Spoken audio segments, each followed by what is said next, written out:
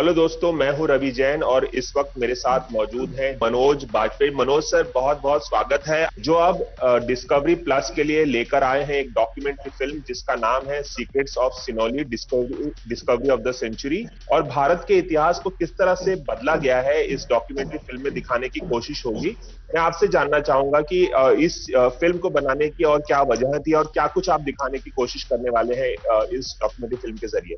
अब सबसे पहली बात तो जिस व्यक्ति का नाम इससे जुड़ा है वो न सिर्फ मेरे बहुत अच्छे दोस्त हैं, बहुत ही one of the best directors हैं, हमारे बहुत बड़े निर्देशकों में से एक हैं नीरज पांडे जी।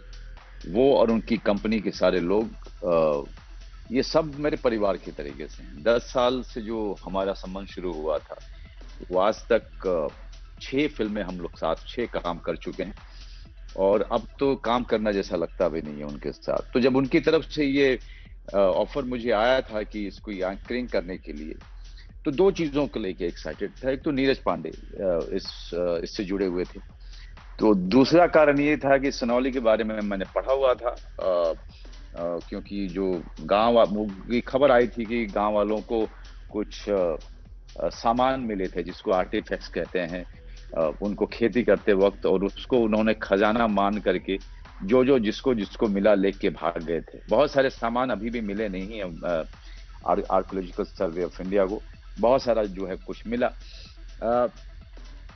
तो ये जो न्यूज आर्टिकल था उसके बाद कई साल के बाद जो है नीरज पांडे जी का ऐसा फोन आया और ये भी पता चल चुका था मुझे कि कोई ये डॉक्यूमेंट्री बना रहे हैं ऐसी कोई एक्सकेवेशन साइट पे। तो मैं काफी उत्सुक था और जाहिर सी बात है जानने के लिए उत्सुक था। एक हिस्ट्री का स्टूडेंट रहा हूं मैं, हिस्ट्री में मैंने ग्रेजुएशन किया हुआ है, तो उस लिहाज से भी बहुत ज्यादा उत्सुकता थी कि ये क्या है एक्सकेवेशन, क्या ऐसा मिला, उसका नतीजा क्या निकल रहा है। लेकिन जो तथ्य जो मैंने पढ़े, जो एंकरिंग करने के लिए, और जो चीजें सामने लोगों के आने जा रही हैं, वो आपको चौंका देंगी, वो हैरान कर देंगी। क्योंकि ये 4000 साल पहले की बात है और 4000 साल पहले मतलब कि आपकी जितने सारी जो अभी तक की खोज थी वो सबको, बहुत सारे तथ्यों को, बहुत सारी खोज को ये गलत भी साबित करने वाला है। बहुत सारी नई चीजें पता चलने वाली हैं। तो ये अपने आप में एक बहुत ही शिक्षाप्रद भी होता है। एक्टर हूं तो एंकरिंग करने में मुझे मजा आता है। इसके पहले मैं डिस्कवरी के साथ में मैंने कोविड पे किया था और वो भी सबसे पहला काम मैंने जो लॉकडाउन के दौरान किया था वो ये डॉक्यूमेंट्री थी कोविड की, तो वो हमेशा मुझे याद रहेगी। तो डिस्कवरी के साथ भी एक नया एसोसिएशन, दूसरा काम अपने आप में मेरे लिए बहुत बड़ा गर्व का विषय है। जी, बहुत सारी चीजें जुड़ी होती हैं जब आप कोई काम करते हैं।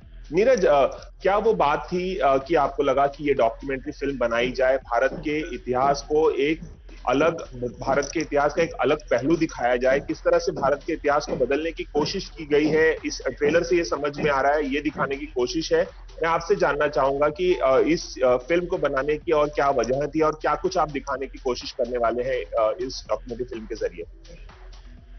सनौली डिग जो है वो तकरीबन 4000 साल पुराना है। ये एक डिग है जो एएसआई और उनके टीम मेंबर्स ने एक्सकवेट किया।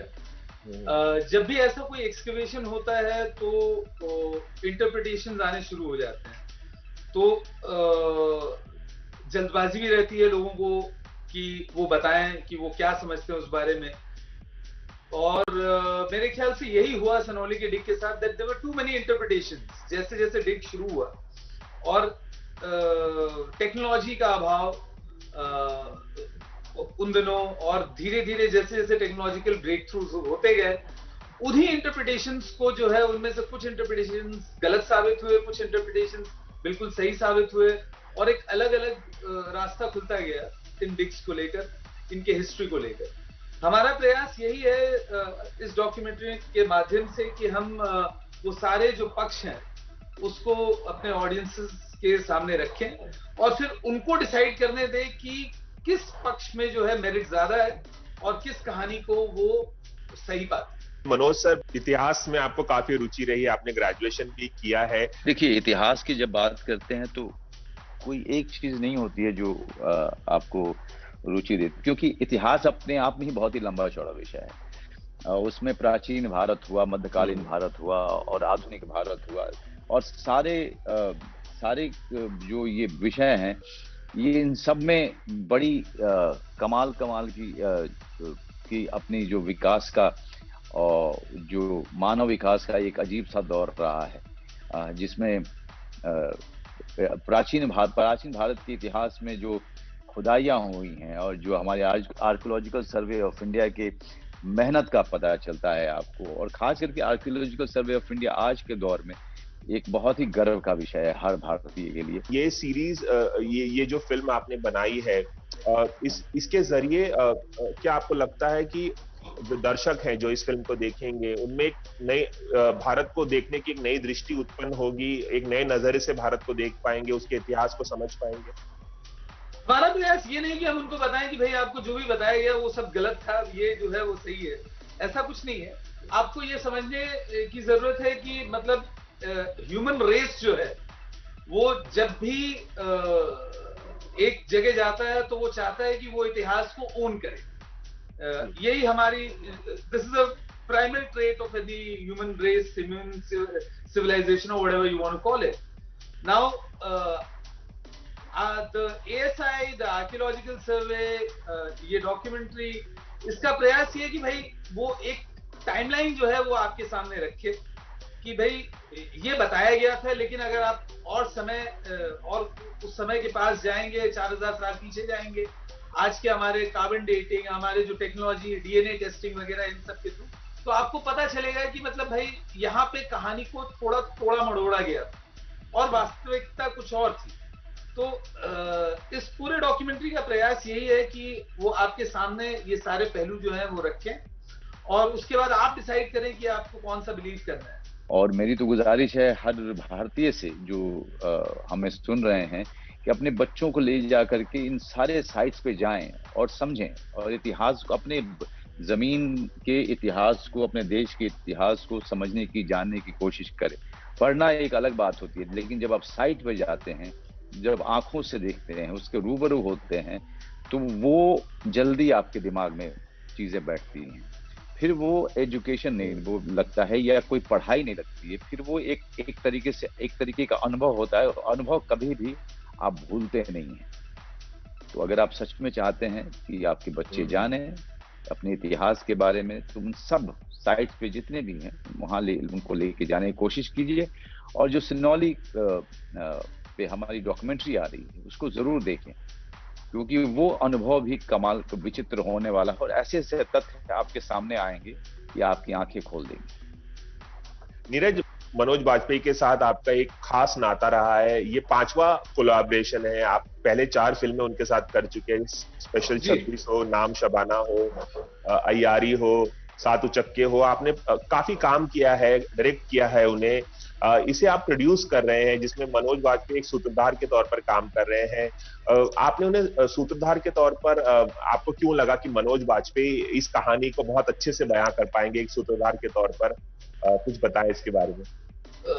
सबसे पहले तो आप जिसके साथ काम करना एंजॉय करते हैं, जो उनके प्रतिभा के बारे में तो हम सब जानते ही हैं, उनके साथ काम करने में मजा आता है। इसलिए हम चाहते हैं कि भाई जहां उनके टैलेंट को, जहां उनके साथ कुछ एक्सप्लोर किया जा सके, वर्क अपॉर्चुनिटीज, वो जरूर किया जाए।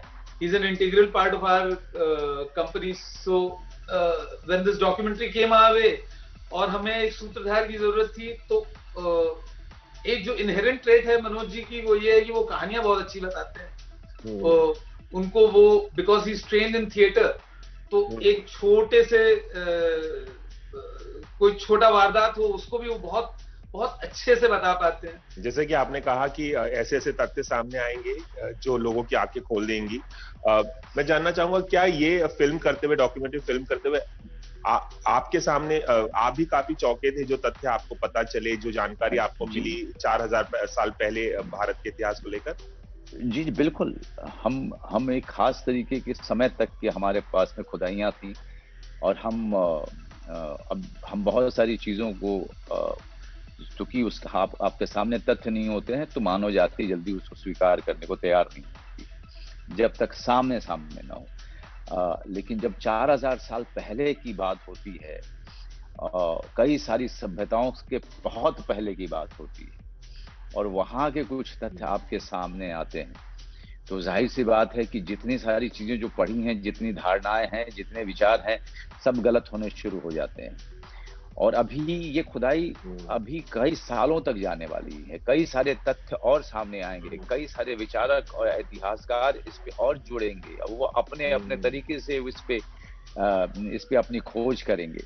अब सिनौली एक तरीके से सिनौली पे सिर्फ शुरुआत हुई है, इसका अंत कहाँ जाके होगा आपको ही पता नहीं। मनोज सर, मैं आपसे ये भी जानना चाहूंगा कि अगर इतिहास पुरुषों की बात की जाए, भारत के इतिहास पुरुषों की बात की जाए, भले वो महात्मा गांधी हो, सरदार पटेल हो, जवाहरलाल नेहरू हो, या तमाम जिन्होंने आजादी की लड़ाई में हमें आजादी दिलाने में मदद की। देखिए, आजादी की लड़ाई कोई एक दिन में लड़ी नहीं गई थी। आजादी की लड़ाई कई वर्षों तक चली थी और उसमें अलग-अलग समय पे अलग-अलग महापुरुषों ने अपना योगदान दिया और जिसके कारण हम एक आजाद भारत, एक स्वतंत्र भारत के हम नागरिक हैं। लेकिन जिस व्यक्ति ने मेरे पूरे जीवन को बहुत बड़े स्तर पे प्रभावित किया है, वो श्री महात्मा गांधी जी हैं। मुझे लगता है कि उनकी किताबों को, उनके विचार को, उनकी जीवनी को न सिर्फ पढ़ना चाहिए बार-बार, बल्कि अपने बच्चों को उनके परवरिश का, उनके संस्कार का हिस्सा बनाना चाहिए। अगर हम शांतिपूर्ण विश्व, शांतिपूर्ण देश, एक संस्कारी देश, एक देश जिसके अपने नैतिक मूल्य हों, उसके लिए एक देश जहाँ पे हर बच्चा जब बड़ा हो तो किसी न किसी एक बड़े विचार के साथ बड़ा हो, इसके लिए महात्मा गांधी जी को बार-बार पढ़ना बहुत ही जरूरी है। तो सर, क्या ऐसा माना जाए, जैसे कि आपने महात्मा गांधी के बारे में बताया, तो क्या ऐसा माना जाए कि अगर उनका किरदार आपको निभाने का मौका मिले पर्दे पर, तो आप जरूर निभाएंगे? ये मेरे लिए एक बहुत बड़ी बात होगी, गर्व का विषय होगा। जो भी व्यक्ति, जो भी कलाकार, जिसको भी आज तक मौका मिला है, चाहे वो मंच पे या सिनेमा में या टेलीविजन सीरीज में, वो मैं जानता हूँ कि वो उनकी भूमिका करते हुए उनका जीवन कितना बदला है, ये भी हम सबके सामने है। ये उनके साक्षात्कार उन अभिनेताओं के इंटरव्यूज के जरिए हमें पता चले।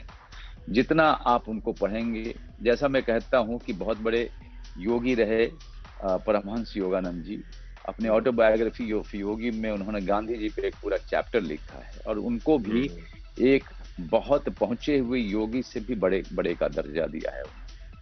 तो आप समझ सकते हैं कि महात्मा गांधी जी किस तरह के व्यक्तित्व रहे, किस तरह की शख्सियत रहे और किस तरह के आंदोलनकारी और योगी का रूप में जीवन बिताया था उन्होंने। Thank you Ravi. चलिए मनोज बाजपेयी जी, एबीपी न्यूज से बात करने के लिए बहुत बहुत शुक्रिया। हम चाहेंगे कि तमाम लोग ये डॉक्यूमेंट्री फिल्म देखें और सूत्रधार के तौर पर आपके काम की सराहना भी हो। एबीपी न्यूज से बात करने का बहुत बहुत शुक्रिया। Ravi Jain, ABP news Mumbai. Thank you Ravi. Thank you sir, all the best. Thank you sir.